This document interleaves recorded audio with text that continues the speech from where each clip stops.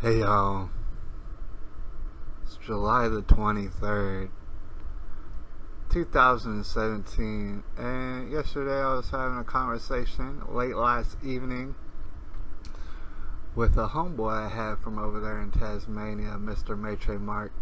I recommend that everybody goes to his channel. But we were having a discussion. He was telling me about some videos that he has in mind for the future, and he's naming some subjects off, and I let him know, one of those subjects I'm probably going to do as well. In fact, I looked through my archive, which is extensive, way more extensive than I even thought. I looked through my archive of videos from this channel and the previous channel, and I noticed there wasn't exactly a video of me speaking on this subject necessarily.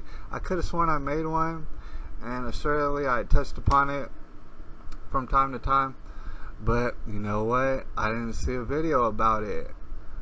Alright, and so it's about time that that comes out, and it's a video about child support. It's a video about the act of child support, the behavior around it, the mentality around it, the force that drives it, right? And in short, I mean, obviously what I'm getting at is that it's not a good idea. But the thing is, let me go ahead and detail why that is. Now, we've discussed people and their emotions, especially anger. Anger will always get you to lose sight of reality, always. If not at least temporarily, you're not going to understand what's really going on. When you're angry, and this goes for all of us, every last one of us, when we get angry, we just don't start thinking so good. Alright? Reality is lost upon us for that very moment that we're angry. Alright? So, let's think about child support. Alright? Usually revolves around a relationship that used to be and is not no more. Relationships. They're very intimate. Very personal. You would think that an entity such as the government would have nothing to do with it, absolutely nothing to do with it. That's what you would think. But it's not the case. It's not what we're looking at today. Like I say, relationships obviously could be very intimate. People build a trust for other people and stuff and get very close to that person. Alright? And so when the relationship breaks up, believe it or not, more often than not, anger will come out of one party or both parties. Anger because they feel like they misinvested their time and their energy, so they have anger. They wanted that person, but then they realized they didn't want that person because that person was messing up, so they're angry. Alright? Irregardless, you gotta understand that the anger will cloud their judgment. It will force them to not see clearly what is reality, what's the reality of the situation, not only around them, but as a whole, as a collective, what's going on around them, what's going on around their community, what's going on around in their country. They can't see that. None of us can because we're angry. Right? And this is usually where child support comes into play. You understand? Most people who file for child support, I mean, the great majority of them, those people, whether they're going to admit it or not, are angry. They're angry towards that other person. And so you begin to see how it's impossible for them to see reality. Because if they could see reality, they would notice that in black and white, as plain as day, it is textbook. Child support in and of itself is extortion. It's to the very letter. That's what it is. It is extortion. Alright, they're synonyms. The thing is, when someone's angered, when someone's very angry, they don't understand that anymore. They don't see that it's as plain as day. That's what it is. It is government-sponsored extortion. They don't see it for that. They see it as something else, and they see it as something that brings all sort of benefits. And they see it as something that's only fair and just. Right? to, by any means necessary, they will extort. If that's what it means to live a good life or provide for their children, they will extort by definition. You can try to run away from that all you want. You can try to think about all the good kind of stuff that can come from child support. You and I both know that children need money. We live in America. Obviously children need money. Right? To sit here and debate me and say, oh, but children need money. Oh, really? So you're not cracking an egg of knowledge anywhere around here. The thing is, I understand children need money. Lots of it. I need money. Alright, but child support doesn't make any sense. First of all, it quite clearly is extortion. Secondly, it's done through the government. Alright? And, it will put people in jail. It will put people under the ground. So there's the negatives for you. But you start to think about, with the children and what they need. Right? Not understanding that the children and what they need are their parents.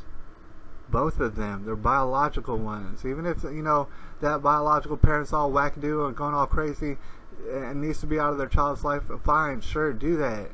Remove the child from that dangerous person's life. But what in the world would cause you to believe that you could remove that dangerous person out of that child's life because they are so dangerous and then extort money from out of them? How does that add up? Where's the line of reasoning in that? And meanwhile, in the most heinous of situations, alright, there's cases when the person who's being extorted for child support, maybe they're a savage barbarian. Maybe you had babies by a savage barbarian, and now they're getting extorted clearly from the child support. And in some of these heinous cases, that woman or that man who filed the child support, they end up dead. It's a deadly situation that a lot of these ladies are getting themselves into, and I wish they wouldn't. Thing is, they've been tricked. Right? The government then, shook a little carrot in their face and said, hey, look, you could do it all your own. There's welfare, food stamps, and all this. Oh, by the way, you can get child support if you have a baby by that dude. Your baby doesn't need his father around, her father around. Forget about all that. But you know what? We'll get his money. We'll get her money.